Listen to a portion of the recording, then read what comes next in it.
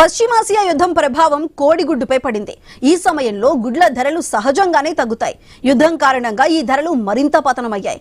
దీంతో పౌల్ట్రీ రైతులకు తీవ్ర నష్టం కలుగుతోంది. యుద్ధం ప్రారంభానికి ముందు ఒక్కో గుడ్డుకు 5.50 రూపాయల వరకు ధర దక్కేది. ఇప్పుడు ₹3.60 మించట్లేదని పౌల్ట్రీ రైతులు ఆవేదన చెందుతున్నారు.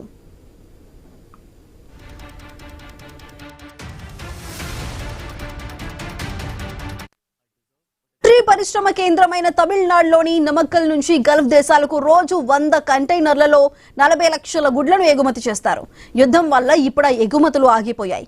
ఇప్పటికే వెళ్లిన గుడ్లను వెనక్కు తేవాల్సి వచ్చింది. ఈ సరుకు స్థానిక మార్కెట్లకు తరలించడంతో గుడ్ల ధరలు తగ్గాయి. కేరళ, ఏపీలపై దీని ప్రభావం ఎక్కువ పడుతోంది.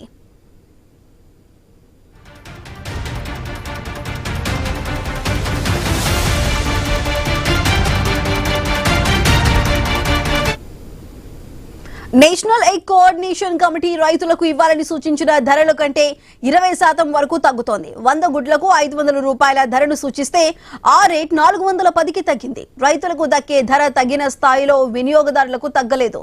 ఇప్పటికే రైతుల నుంచి కొన్న వాటినే టోకు వర్తకులు మార్కెట్లో సరఫరా చేస్తూ ఉండటంతో రిటైల్ ధరల్లో పెద్దగా తగ్గుదల కనిపించడం లేదు.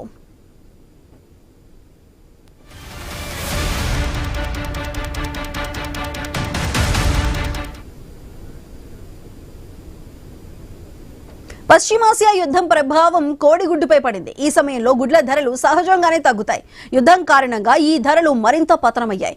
దీంతో పౌల్ట్రీ రైతులకు తీవ్ర నష్టం కలుగుతోంది. యుద్ధం ప్రారంభానికి ముందు ఒక్కో గుడ్డుకు ₹5.50 వరకు ధర దక్కింది. ఇప్పుడు ₹3.60 మించట్లేదని పౌల్ట్రీ రైతులు ఆవేదన చెందుతున్నారు.